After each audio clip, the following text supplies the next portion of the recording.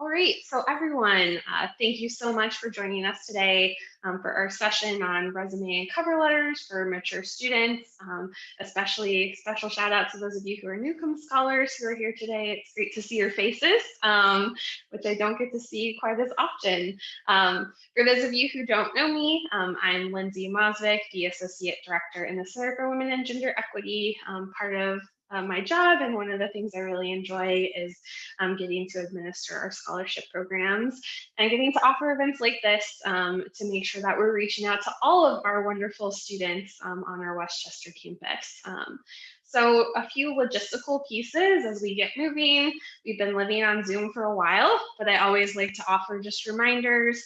This is an interactive space. It is not meant to be one where you're just being talked at. So feel free to share, ask questions, unmute yourself, or use the chat button, whatever way you feel most comfortable engaging in our conversation today. Feel free, like I mentioned earlier, to have your video on or off. Again, whatever you need to do to take good care while we're in this space together today. One thing that can be helpful when we're having these conversations is to change your name in Zoom. So I'm going to show a little quick video of how you can change your name so we're aware of where you're at and what your major is, if you feel comfortable doing so. At our center, we like to honor folks' pronouns, so putting that first, your graduation year, and then your major. So if you'd like to do that, you're more than welcome to now as we get moving in the program.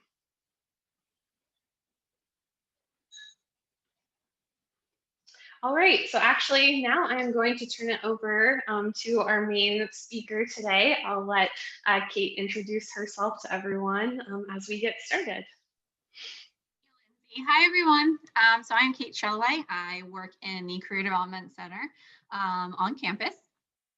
So today we really are going to focus on resumes and cover letters. But what I'll say is just kind of to echo what Lindsay said. I want you to ask questions. You're not interrupting me. I want to hear those, comments. Particularly when it comes to resume and cover letters, it's such a unique and personal process that often you have very specific questions based on your journey.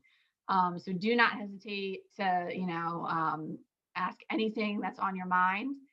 My slides today are going to be kind of focused more on some broader picture things, and I'll talk through some things that might be some specialty items based on this group. But again, do not hesitate, whether it's in the chat or unmute yourself, whatever works, and have this opportunity to really get those things answered for you. Has anyone used any of the career development services? Just a little wave if you have. Okay, one. Yay, maybe a little. So just to kick it off, because often our office is not necessarily something that everyone knows about. I'll start there just so that you do know a little more about the Career Center and kind of how we help students. Hopefully everyone can see my opening slide here. Perfect.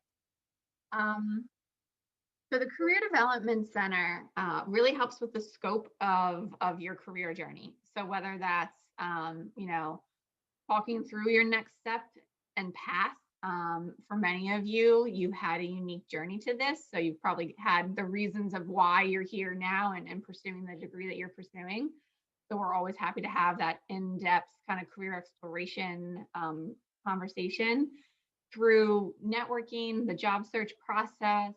Obviously, resumes and cover letters truly is probably the number one thing people think of when they can think of the Career Center. We know that we do like 1,500 plus documents a year. So we're on board with that. Next steps for some of you might be talking graduate school, any of those things. As you can see, it really is the whole gamut. I'm going to talk about a couple of our different online supports throughout today, but just know that in this virtual environment, and even when we hopefully go back to a semi-new normal, we have a lot of online tools that are meant to be very accessible and at your fingertips so that you have access to things beyond just, our standard work hours. So I'll definitely be hitting on a few of those, but that's what you'll see in that online support and tools piece. And what I'll say is, if after today, if some one-on-one time is something that you're looking for, you are more than welcome to schedule an appointment. We do that through our handshake portal. So you can actually schedule one-on-one time with one of the career counselors, whether it's resume or something else that comes to your mind. And again, kind of get more of that individual attention and time to talk through some things that might be on your mind. Okay. So that's the, I promise, very brief career development kind of commercial about us. All right. I'm just going to see if I can't get, there we go. All right. So then let's dive into resumes and cover letters. What I'll say is there's a reason we do so many of them and hone in on them. And it's because it really is a critical part of your search process. It's your story, right? And like I said, many of you have taken a little bit, more of a non-traditional path. So the story that you're telling is incredibly important. And I find that sometimes when I'm working with individuals, they have such great stories, but the challenging part is that second element of, well, how do I tell my story, right? And especially when we add that of, okay, you're going to do that on maybe a one-page document, depending on the areas you're going into. That plus a cover letter, it can sometimes be really challenging to feel like you are explaining yourself, telling your unique story to a potential employer to the best of your abilities. So again, hopefully after today, you have some better tips on how to do that. And then never hesitate to go through that review process. And I say with the Career Center, because we're here for you, we're one of the services, but if you have other mentors or other connections, the more feedback that you can gather on these documents, sometimes it's nice because you're getting different opinions and you can take all of those things together and make it something that you're really proud of and really confident in. Just so I have a better idea. I'm sorry, does somebody have a question? Go ahead. Sorry. So my department head, Dr. Johnson in the nutrition department had, and maybe we'll talk about this more, but I wanted to bring it up now. Just because you said like the single page document, she had mentioned to me like does not need to be on one page for the resume. So I don't know how important that is. And I mean, I know that we'll probably get into that more, but I wanted to just like bring that up now because she really like kind of drove that home with me of like it does not have to be a single page document because that's something that stresses me out. So yeah, I just wanted to say that. So the two things I'll say to that is that, again, because many of you have a non-traditional background, there's much more wiggle room in that, right? If you're a traditional student who graduated high school in 18, went to college, graduated in 21, there's a rare instance where I'm going to think you need more than one page based on the level of experience you have, but that story is very different with many of you. Some of that also comes down to industry. If I had to like blanket statement things, things that are more like human services based, education based, they have a lot more wiggle room. They don't mind that longer one. Something that's a much more traditional, like corporate or business environment, like the accounting fields, things like that, they're gonna look more to that. So depending on what your degree is in, sometimes that also helps us kind of fluctuate what you really need. And a lot of that comes down to, again, well, what is the story? How much do we have? So I always say, go with everything. Like, let's write it all down. Let's get it all out there. And then make sure that once we see what's there, okay, does this really need to be there? Or does this need to have as much weight? I gave it 8 bullets. Does it really need that? Is it relevant enough? And that's kind of the piece where you might be surprised sometimes about the content once you realize what's the most important piece. Yeah, so great point. Thank you. I would love just to kind of go around quickly if we could. And if you can unmute yourself and you just want to put this in the chat, that you're welcome to do that. But if you can unmute, I would love to just know what degree you are pursuing and where you are kind of, when you're anticipating completing that degree and graduating, just to have a better feel for everyone.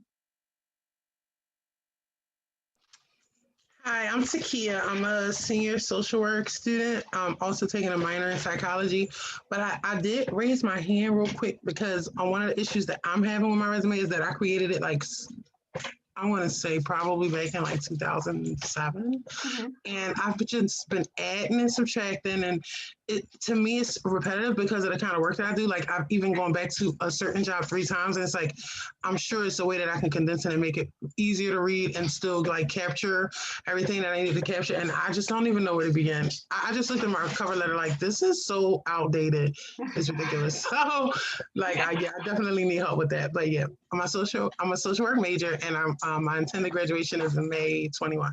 Awesome. And I appreciate that because you bring up a really great point, is that you bring out this document sometimes that you maybe haven't touched in a while, or you've done so much to it, it feels like it's lost its way a little bit. And yeah, you're not alone in that. That's very common. So hopefully we can kind of get it steered in the right direction. Yeah, so thank you. Well, my name is Alyssa Scanlon. I am a senior nutrition major, but I'm focused in sustainable food system management, and I graduate in December. Very looking forward to it. Congratulations. Thank you. Yeah. And yeah, I'm pretty much in the same boat. I like have just reworked my resume so many times and like tailored it to different things that I feel like there's things that I've taken off of there that are valuable, and and I'm like, I have to like rack my brain of like, well, wait, what did I do in that time, and all that stuff. So I feel you. And yeah, so that's pretty much it. Okay. Hi, my name is Valerie. I'm a finance and accounting major, and I graduate this December. Thank you. Mostly here, I think I'm kind of good on my resume because like Alyssa, I've reworked it like a million times, and you guys have been super helpful. But I struggle a lot with the cover letter, and they give me a lot of anxiety because I just don't.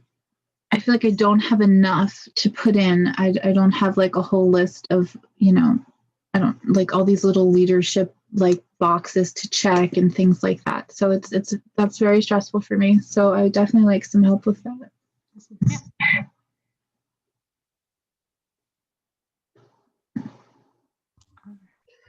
I'm in the Masters for Social Work program. My name's Barbara, and this is like my 4th, 5th career, right? So I have another master's and an undergrad, and with social work, I have one more semester after this one. I did it part-time, and I've had to do my resume in order to get internships, right? So we do 2 full internships both years. So it is pretty up to date, but like now adding one more internship, like right now it's a front and back, right? Like through the years, I do have a gap where, I resigned from a job, waited till my youngest graduated high school, and then decided to go back to grad school. So anyway, so there is a gap, but I think I've handled it. But now that I have another internship and I have to add that to the resume, I'm like, like something's got to give, right? So anyway, so that's kind of where I'm at. And I am also doing like a graduate assistantship. I don't know where you put that on a resume.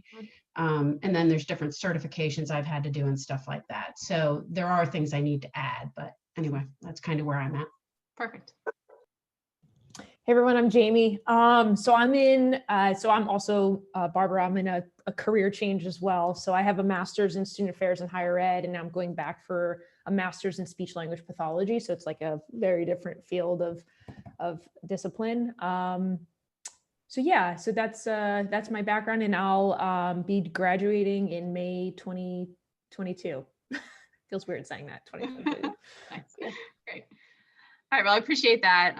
Again, even just in those little pieces that you all gave me, you can see all the uniqueness that goes into it and all the different ones. So hopefully I'll answer some of those questions along the way, but again, don't be afraid to reiterate those or kind of speak to them directly as we get to different elements of it.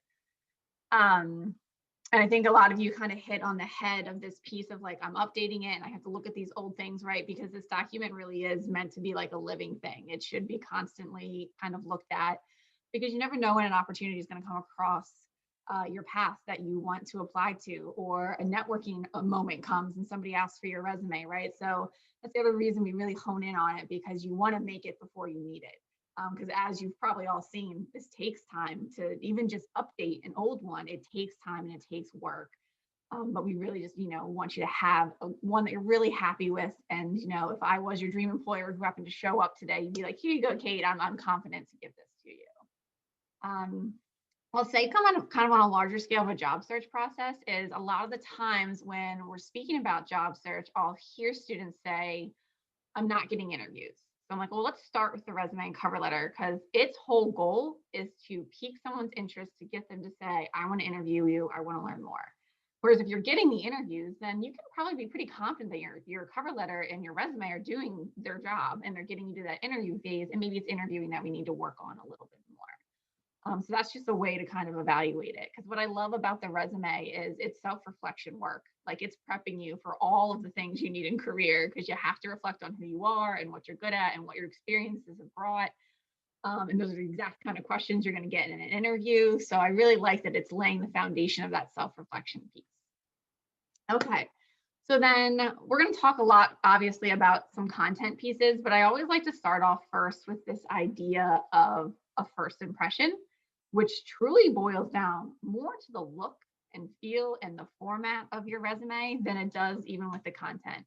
If I have two almost identical candidates with similar experience and even, similarly written resumes, but one is well organized and it looks good, chances are that's the person I'm going to pay more attention to than the disorganized looking resume.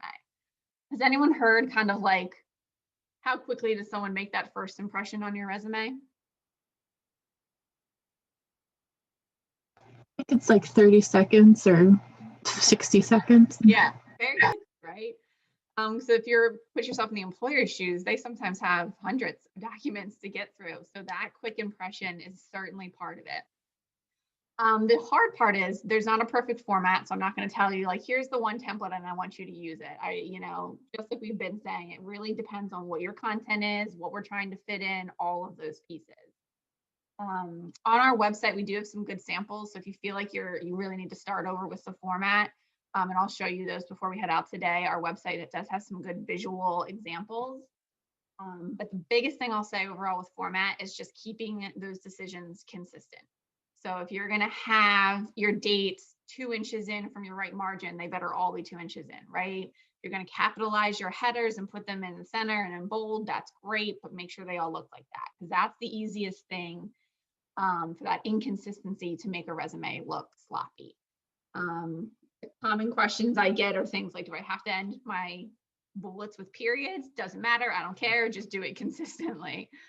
But like I said, keep it simple. I'm more on that conservative side.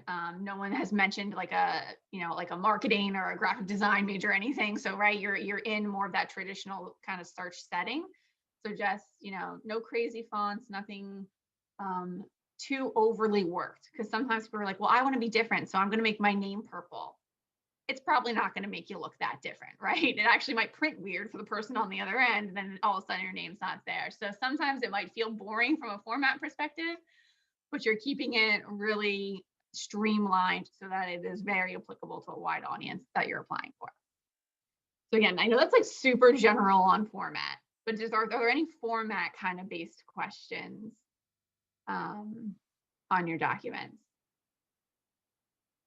Because what I'll say too, format is my go-to of helping you find more space as well. What do you think of italics? Because I've had like 3 different like workshop resume sessions not this year, but last year. And I kind of got a lot of mixed where some people like you do your header and then underneath it's in italics. And then some people are just like, no, everything has to be kind of the same font. And others, the third time it was like, no, all the dates should be in italics, but everything else should be the same font. Like, do you think it matters or is it just nitpicky or? Some of that is nitpicky. So you bring up a really good point, which is I don't think it's honestly possible to create a resume that every single human being that ever sees it is going to love every single part of it, right? Because everybody has their opinion. Are you going to lose a job application because you didn't put your dates in italic? No. And if you did, that's not a place that you probably want to work anyway. So what I'll say for the rule of thumb for things like underline, bold, and italic, use it to draw your eye to what you want, right? So if that is your job titles are strong and you want to put those and italicize them, that's great. Again, keeping it consistent if that's what you want to draw the eye to. So just using those special things for what you want attention to be on. Because if your job titles sound better than maybe the place that you worked, then hold those job titles, right? but you certainly can use it as long as you don't overdo it. Yeah, so find Right. that sweet balance. Mhm. Okay, thank you. Okay. So then kind of diving into content, what I'm going to do is have kind of go through a couple of these key sections with some like common mistakes, things like that we see. And again, I think a lot of your questions will hopefully fit into some of these different sections in terms of kind of your experiences. The big thing I'll say is back to that organization piece and chunking your information so that when I have that 30 seconds, it's very easy for me as the reader to identify the things that are most important to me. So, if you know that people really look for volunteer experience, don't shove volunteer experience in with campus involvements and your jobs, right? Separate it out. So that chunking of information just makes it very organized for me to go to and read the things that are most important to me as the reader. And it allows you, as you're developing it, to organize things in the way that you think are most important. So for some of you, depending on what your major is and what your background is, education at the top might make a lot of sense because maybe you are switching careers and you want to showcase that education piece because you know that master's is needed, right? For others of you, your experience might slightly outweigh, like the degree is a part of it, but you know that your experience is really going to be what you want to sell. So that might be how you open, and then education might be the second or third thing, right? So that's what I love about chunking. It lets you pull all of those different items and organize them the way you want.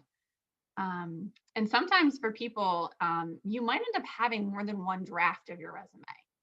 So you might have that resume that feels very much focused on, these kinds of roles that you had, or it might be focused more for like a big four, accounting firm versus maybe a smaller one, whatever it might be. The content might not even be a whole lot different. It might come back to this organization piece that allows you to make it a little more individualized for those different sections you're applying to. One thing I'll just mention is, particularly for those of you that maybe haven't updated the resume in a while, is objectives are often seen as something that's a little more dated on a resume. If you have one that kind of suggests, eager professional seeking a position in nutrition to utilize my education and skills, that doesn't tell me a thing about you that I don't already know, right? So often an objective either is removed or it might develop into more of like a true skills or summary section, which I'll talk about in a little bit. So that might be a better option for you. All right, so let's just kind of dive into some of those main places. This might seem super basic, but there's a reason I start with the basics, and that's because of all the crazy mistakes and things that I see in it. One thing I'll say from a contact perspective, you only need one email, you only need one phone.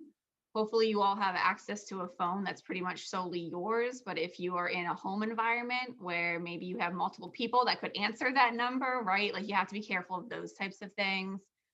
I find that sometimes people don't, I don't know, I think it's just like a thing where nobody leaves voicemails or listens to voicemails, but in the job search, that's going to be part of it, right? So making sure your voicemail box is set up, making sure it's not full so that I can leave one as an employer, because I'm not going to try you on your phone and your email multiple times. Like I'm going to leave the message and that's, going to be it. And if I can't do that, it might be a missed opportunity. For the educational piece, I don't know if anyone has, I know a couple of people mentioned they might have had different degrees in different areas. So you still want to list those, whether it's an associate degree or a different bachelor's or a different master's.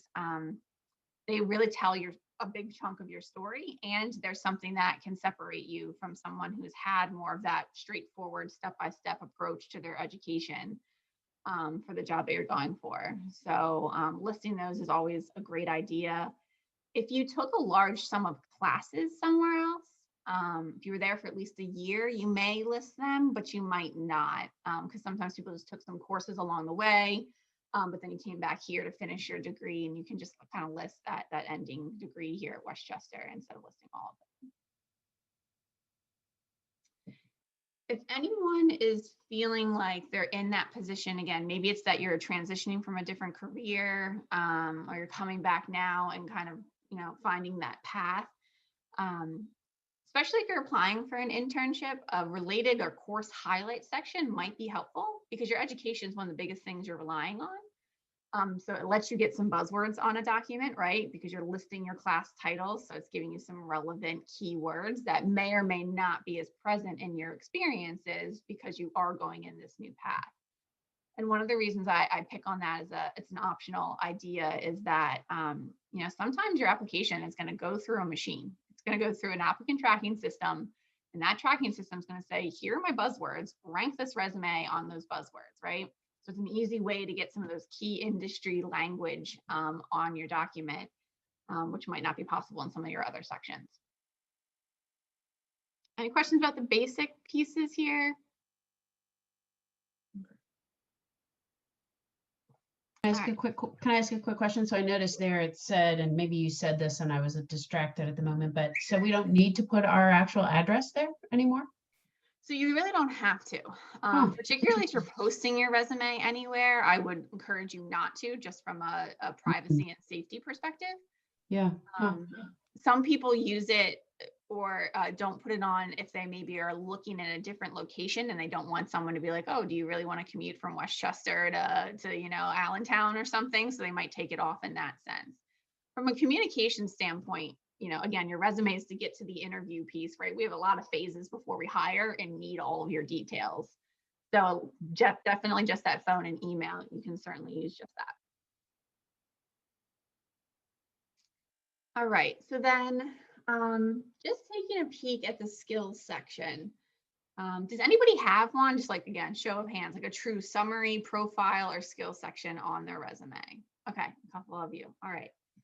These can be really helpful. The biggest thing I will say about this is that people often fall into the trap of, I know I just use that, like keywords and buzzwords are great, but I don't just want to see this kind of laundry list of them, like leader, good listener, right? All of those things. They don't give me enough context to that skill and how you gain that skill. So if there's kind of two ways to think about your skill sets, right? Is you can integrate them into your content, into your job descriptions, into your involvement descriptions, volunteer, all of that. So you do a really good job integrating your skills into that. You might not need a skills section, or your skills section might focus really more on the technical parts of your major. So if there's certain software platforms or anything like that where you want to focus more on the technical side, you might have just that piece to it, and that's okay. But the other way is to say, I have these core skills, I want to make them clear, and I might create that quick summary statement. And I say statement, I mean like 2 sentences, 2 to 3 sentence statement, profile, kind of opening. Or you might do, like this example has more of that bulleted approach. But you can see that difference between that top example that says skills and the bottom example that says skills, right? It's giving context, it's telling more of the story. And this sometimes can be really hard to, again, self-reflect and give those extra details. But those pieces are kind of the proof to your skills, right? Because anybody can write good communicator on their resume. That's not hard. But if you give me more detail, you're giving me more proof, and I understand and have more faith that you actually have that ability, right? And that's what's sometimes hard to do on a written document. It's not just say, hey, this is what I'm good at, but I'm giving you the proof that this is what I'm good at. Okay. So again, does not have to have that skills profile element, but if you do, just make sure you're developing it well. So the way I have mine, I have skills and qualifications. So I did like one bullet and kind of, comma multiple skills just for one bullet, but then I put qualifications like certifications and stuff like that. Does that make sense? Yeah, so combining those in general, yeah, is absolutely fine. To have like a combo of soft skills or more technical skills is absolutely fine. Okay, so I like to share this slide from this perspective of, again, skills and self-reflection, which is a big part of this. So every year NACE, which is the National Association of Colleges and Employers, surveys employers and says, well, what are you looking for in candidates? So this was 2020's kind of results page. It's just a nice thing, right? Like this is across industries and across different places, but it's a nice landing point to say, I don't expect you to have all of these skills on your resume, but if you're like, I don't have a single one of those mentioned, but maybe I actually do have those skills, right? Let me start evaluating my resume and seeing if it really is articulating my abilities as well as it can. So this is just a nice beginning place of some of those keywords, buzzwords, to get you thinking about those. Or if there's things on here that you can say, those are maybe areas of my weakness, but now I know maybe there are good areas I need to concentrate on to kind of try to continue to improve. So again, I'd just like to share from that piece of side of things. I will say it's always interesting because communication skills, especially written, are always higher up there, both written and verbal. And the interview and your resume cover letter are like proof of some of those skills and in and of themselves. So that's just an interesting part of the dynamics there. This next slide is really just kind of a good reminder, and hopefully this gives you all kind of a way to look at your different experiences. Is that I think sometimes people who are in an academic environment hone in so solely much on my education and I need a 4.0 or I'm never going to get hired anywhere, right? But the truth of the matter is employers value experiences a lot. And again, many of you have already said, I've got these different experiences and I've done all of these different things, and it will put you ahead of the game if you can articulate those well about how they're transferable into whatever it is that you're applying for, because what they do like to see is experience. So this is an example of maybe that leans a little more towards a traditional student when you see the word internship, but I can replace that word again with just general real world work experience is heavily valued by employers.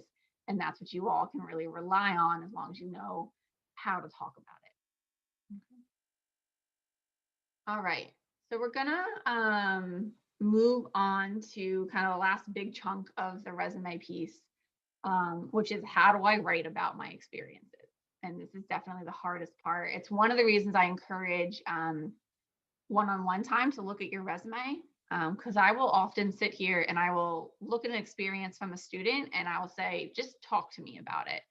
And in talking to me about it, they give me so much more detail that I can then kind of re-summarize and come back to you and be like, all right, well, this is what you said. Did you realize that? And that helps us kind of develop our experiences a little bit. So if you read the top example one and then the bottom one, so same position, just written a little differently. I'd be interested to hear from the group, like which one do you kind of like and why do you like it? Well, once upon a time, I had so many bullets that it was it would like take up almost the whole, at least a half a page. So I was told by somebody, I think Keisha, when she looked at it, to kind of like make it in paragraph form. And I did do that, and it does look a lot better and it sounds better, but like I still had a problem of like clumping. Like I have so many jobs that are similar that I feel like they could be brought together better and I'll have more space. But I do like the paragraph better. So I'll say, I think there's always like this paragraph or bullet like debate. And paragraph is fine as long as you're not writing in full sentences. So like the top one that's using like first person, I was responsible for, that's filler. We don't need any of it, right? We want to start with our strong action verbs and go from there. As long as visually that chunk isn't too big, and I usually say about 4 to 5 lines, then it starts to feel big. Whereas that's the only advantage to bullets is you can usually add a couple more bullets and visually it doesn't feel as chunky. And what I will definitely say too about that is you are welcome to have, like you could say Office of Wellness Education at Westchester, and then, health coordinator at ABC Company. Because if those job titles are different, but the job description is almost identical, then you have one job description for multiple titles, and you're welcome to do it that way. And that's an easy way to kind of group something without feeling like you are just repeating the same thing. Because I've seen that where people just copy and paste the same thing. I'm like, just put them together. It's absolutely fine. I have a question. What's the benefit of putting and I always see this is just more of like a curiosity question, but what's the benefit of putting the I guess organization first versus the actual title position? Is there research that supports that, or is that just like a common practice that has always been around that we always do? And I think I've seen it both ways. Maybe it's a preference thing, but some of it really is a preference thing. And like this, for this example, it happens to be that way. That's where I would come back to again, like which one's more impactful? Like if you I've worked at some, right? Like if you want to go work for a big 4 accounting firm and you've interned there, I'd probably say, let's put that first because they're going to see that you've had that kind of company experience, right? Whereas if you've had really good job titles, start with those. So it's, we read left to right is what I'll say. So that's why I always say things like city, state, and date information on the side is better, and leaving company and job title more on the left, because that's how people read things. And it's not that location and date isn't important, it should be there, but it doesn't need to be the first thing that I read, because that's, if you can find someone who reads right to left on a consistent basis, you let me know.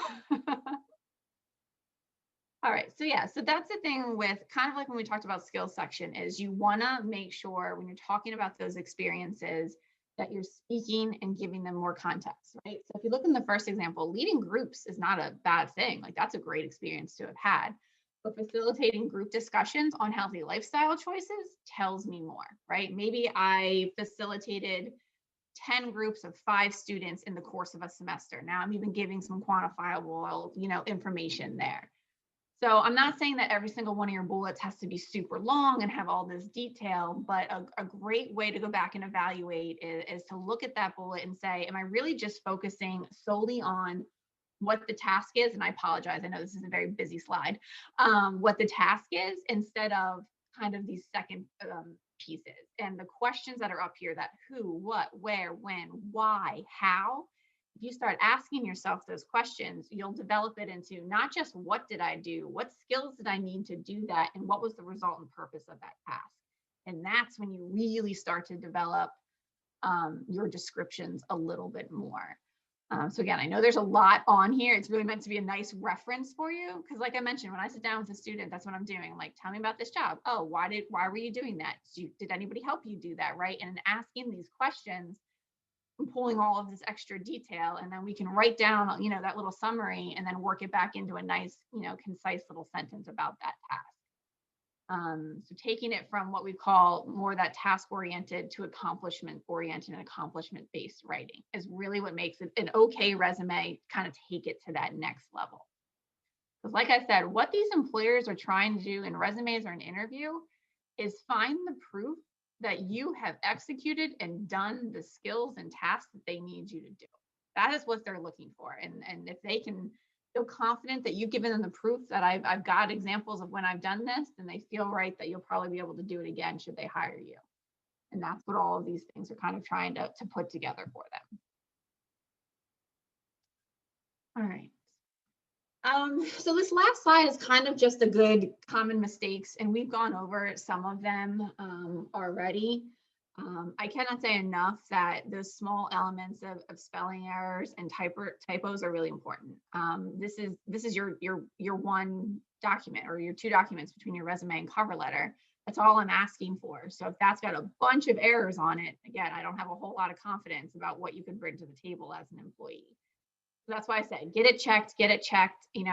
We tend to know what it should say and we overlook it, right? That's why you always want someone even just to proofread something that you're doing. I've had students send me their resume and they spelled their name wrong. I was like, hey, this is nope, right? So you just want people with more eyes on it. While the cover letter is different in terms of that first person piece, just a reminder, you want to keep that out of the resume. Again, starting with those strong action verbs, removing all of the fillers. It might seem counterintuitive to maybe more of your academic style of writing, but conciseness is a big piece of the resume.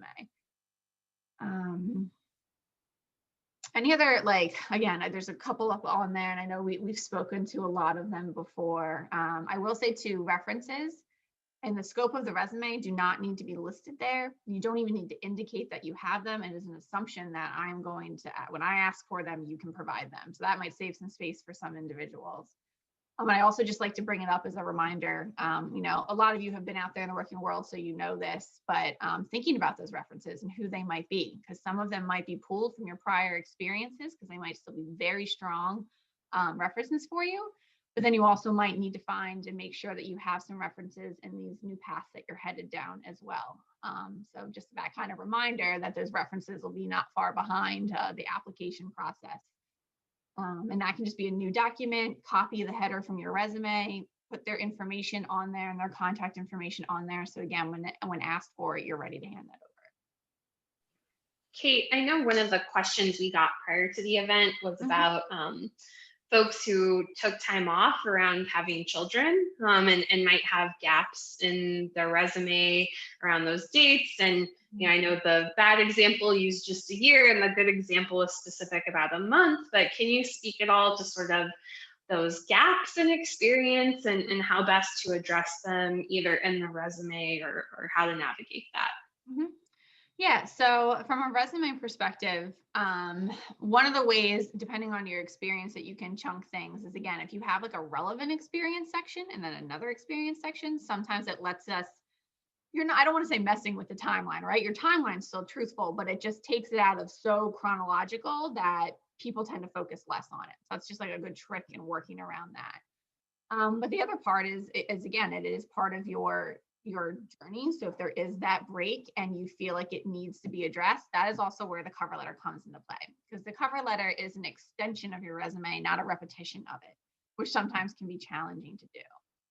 And then just from like a perspective of time on the resume, it really, again, differs for everyone, but typically we say you don't need to go back more than 10 years, right?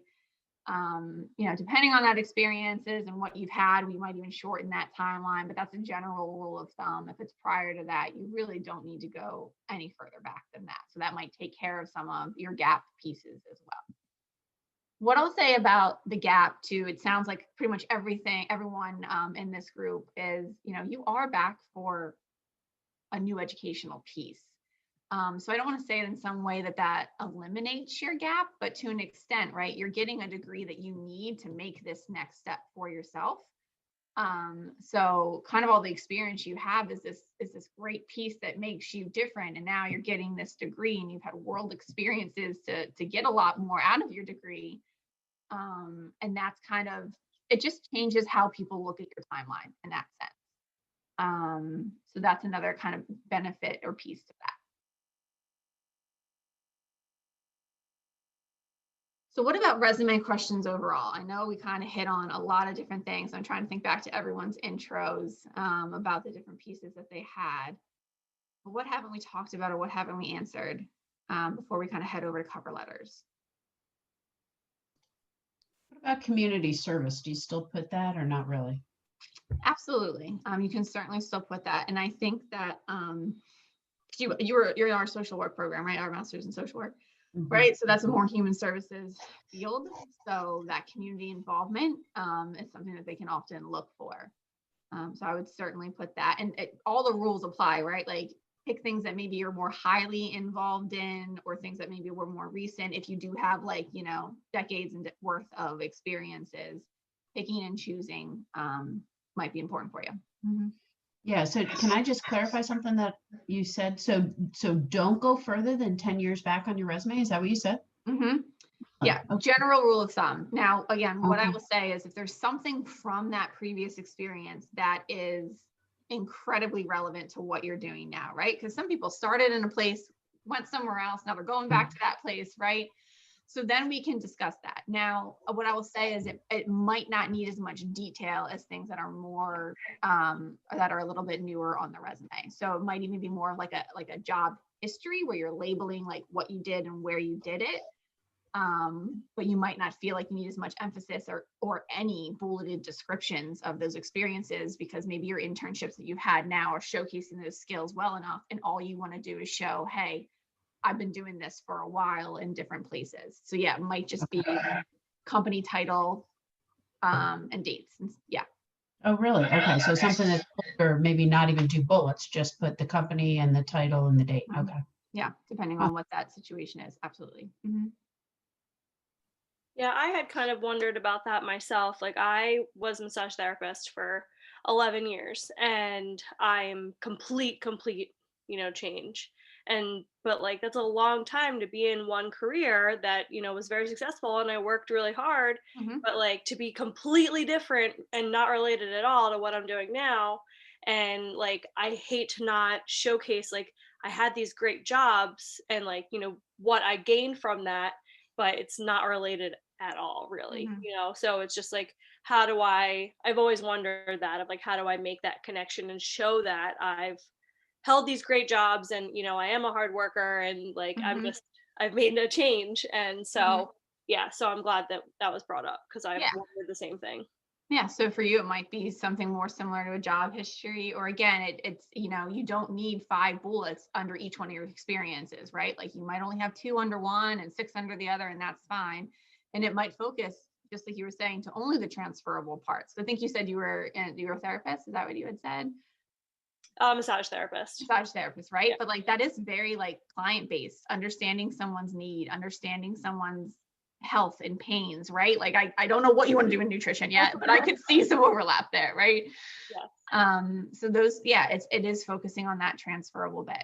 One Okay. thing we did not talk about, and this isn't necessarily as common, and I would say definitely schedule an appointment if you want to talk about this option, is that some people do more of what they call like a functional resume, where your resume is chunked more by skill sets and less by, let me talk about my job and what I did at it, but like, here's my functional skill set for management. Here's my functional skill set for, problem solving, whatever these core 3 or so are. And then you almost just have your history at the bottom. Some people that might work better for, again, it's definitely case by case basis, and one that I would say talk about one-on-one to see if that's an option for you. And if you look at like online samples, you'll see that if you kind of want more of a visual of what that would look like. Okay, so then let's talk a little bit about cover letters, because I know a lot of you mentioned that these are some pain points for you. You are not alone. I don't mean a lot of people who love writing cover letters. I will say that. But the important piece of a cover letter is, it is an opportunity for you to tell that story more and get out more about you. So always take advantage of it. Sometimes you might be directly asked, give me a resume, give me a cover letter. Sometimes you might be asked for a resume, but you have that optional, is there anything else you want to add to your application, right? So you're having an opportunity to write a cover letter. And I always say a well-written one can usually only ever help you. Now, if it's poorly written and it's not doing those things, obviously that can be a hindrance. But if it's a well-written one, the biggest thing it might showcase is communication skills. And that's fantastic if that's what it does. But like we mentioned at the very beginning, you all have such unique paths to where you are, and this is your chance to talk about it a little bit more. I'm gonna stop sharing for a second. So here's what I'll say about cover letters is they are very tailored to the opportunity. That is the biggest thing about them. So I just realized I stopped sharing. Let me reshare real quick. So on the career development website, we have our resumes and cover letters tab. So just so you know, kind of as a reference point here, we have a little list of what to include. So this is going to be a good breakdown from a format perspective, because it is a little bit more of a traditional business letter, and kind of what to put into these 3 to 4 paragraphs. I was one firm page for a cover letter, so do not go over, right? It's so much of it is a balancing act. I want you to give me the details, but I do not want to read an entire book about you, because I just don't have that ability as the recruiter for this position to read all of that. So that conciseness is still important. And like I said, it is an expansion on your resume. So this is where some of those, if it's a gap that you want to address, this is definitely where you can say, here's the whole picture of me and how it's transferable to you. Job descriptions are like cheat sheets for your resume, and particularly for your cover letter. Not every job description is written well. I'll just put that out there. You've probably seen some of those. But a lot of them have like the admission or the mission statement, the about us of the company. They have, this is what you'll do here. This is our minimal qualifications, our preferred qualifications. All you want to do is start pairing those things, right? So if you see that they talk a lot about working in teams and communicating with a lot of different departments, right? Like we know the skills that are needed for that. How can I get that skill in there? You're not going to copy and paste their language to your cover letter, but you are going to steal some of their language, right? Because that is what, whether it's a computer system doing it or someone reading it, we know what we want to see, and we're going to naturally gravitate towards those things. So that's why I always say too, like looking up a company's mission and vision is important, particularly for a lot of the individuals on this call are in kind of that human services side of things, right? So like they're very, mission oriented opportunities you might be going into. So you might find some really great language about what their particular company or organization's value system is. And you can pick up on those things and kind of attach yourself to them. So what's really hard about presenting about cover letters is they are very, very, very, very personalized. I'm not saying you have to write a brand new one every single time. So don't yell at me and tell me that I'm having you do all that extra work. But there should definitely be moments where you say, okay, I pulled this out, I put this in, and when I read it, I know it's written for this company, because that's how the company or organization wants to feel that you wrote it for them. Now, if you have an amazing sentence about how, your background as a massage therapist is transferable into this new world, don't feel like you have to rewrite that one, right? Like you can use that piece over and over again. But it really is just kind of this opening to who you are. That middle part is that tailoring element, and then that appreciation, thanking them for the consideration and the time. And I like to end with a call to action, right? So not just thank you, hope to hear from you, but I look forward to scheduling, potentially scheduling an interview to be able to speak to you more about my experiences, my eagerness to become part of your team, right? Like we're kind of giving that little call to action. I'm actually going to drop a little article into the chat that might be helpful for some everyone. Once I find the chat, because I'm still sharing my screen here. I liked this article because two reasons. It is kind of a little more focused on like a career changer or someone with a non-traditional background. So it had some good tips on it in terms of that. But it also kind of speaks to it, talks a lot about these little pieces we've spoken to, but it has some good examples too that I would say are a little more on the creative side, which I think for all of you might be helpful to see. Our sample that we have is great, but it's definitely a pretty traditional one, like a good base for you. So I wanted to show you some examples that have more storytelling in it, I think would probably be how I explain it, because like we've been talking about, your storytelling ability is going to be really important in it. So that, hopefully that, yeah. I chat, Lindsay, can you put that in? Lindsay, I accidentally typed it to you. Do you mind? Thank you. Chatting it to everyone. I appreciate that. So this is our kind of formatting do's and don'ts. You'll have all of this to refer to. Give it a go. What I will say from a review process is go find a job, even if you're not ready to apply for it. Write your cover letter to that. Come, let us talk about it, and we'll make sure it's doing that tailoring. And then once you do it once or twice, you can easily get into that groove and know what you're replacing and what you're changing out. I'm going to pop over to Handshake. So this is Westchester's job and internship database. It's our career management system. So anything that comes to us from an employer, it's going to go into Handshake. Couple pieces. You can actually upload your resume into Handshake, and any resume, not a cover letter, not other documents, just resumes that gets uploaded, we will give you feedback. So someone in the office will see it and type out some feedback for you. So that's some easy, quick online way to get a review. But it's also, like I mentioned, this job board. So if we go in here, and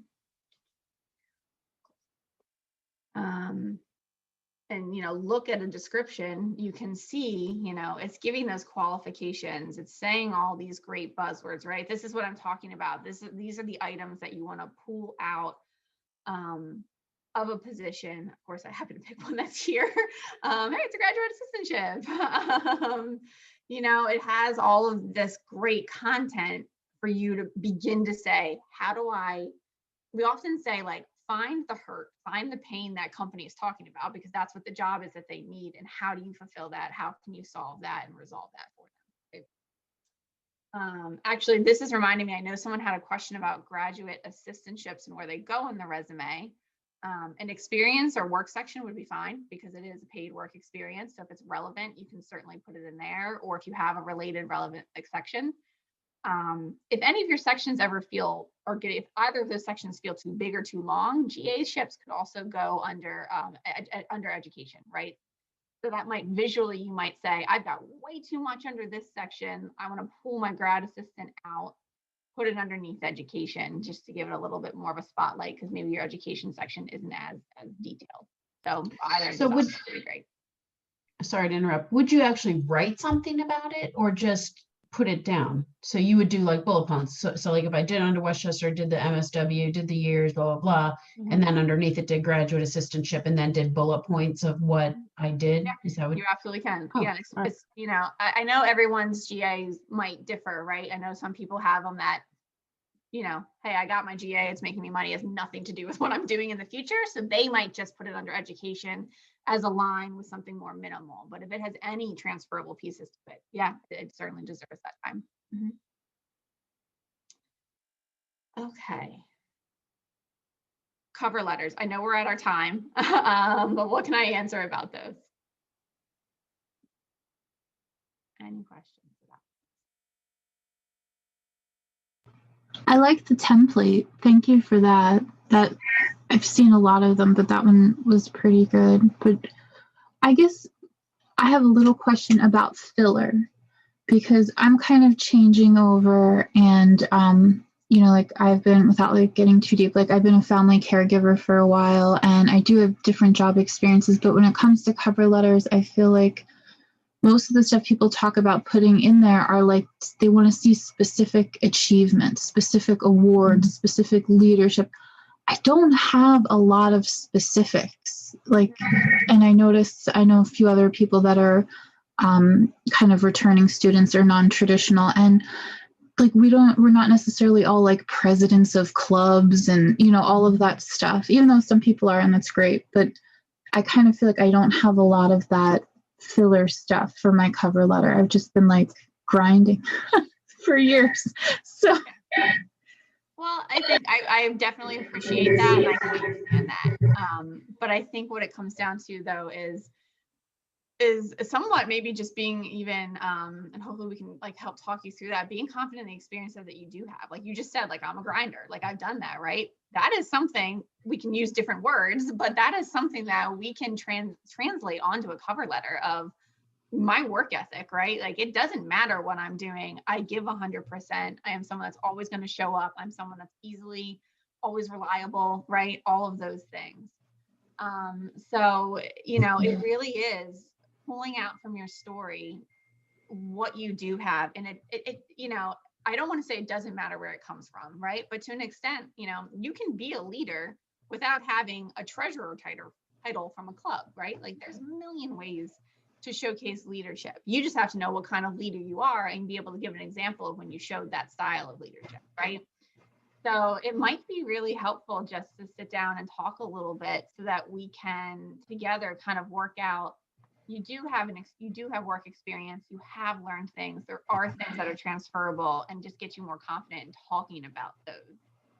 I think that might be helpful for you. Also to piggyback off of that, just I was all told that your cover letter should talk about what's not on your resume. So like highlight things that isn't already being talked about there. And so what she just brought up is it's almost like finding a silver lining in every cloud. Like, so whatever it is that you're doing, be it homeschooling your kids or whatever, like you can take and talk about that's something as a specialty, even if it was unpaid, you know, or because it's your life work, it's like a housekeeper, or I would even say a wife, like, because that's caretaking and taking care of needs. Like, you can make it fit any situation. Like you said, it's all about how you word it, and they don't necessarily have to like, well, you know, this wasn't a paid position, or you know, I didn't get paid for this, but you know, this is what I've been doing for the last 15 years. I'm very good at it, and I can use this in your organization in this way. I really appreciate everything that you just said there, because I think you highlighted a really important part, which is that it's very easy and very common for people to focus on what I don't have, what doesn't match, what am I missing, right? And I'll even see in cover letters, people will say things like, well, I don't actually have da da da. I'm like, no. We're not going to write that in the cover letter, right? We're going to focus on what you do have. Because unless you sat on your couch for 10 straight years and didn't move a muscle, you did something that we can work with and we can talk about. Yeah, so I really appreciate that feedback. Every experience that you've had, regardless of what it is, you have done something, and it is worthy to be talked about. It just might be getting to that point that you're comfortable doing it. So yeah, that was awesome insight.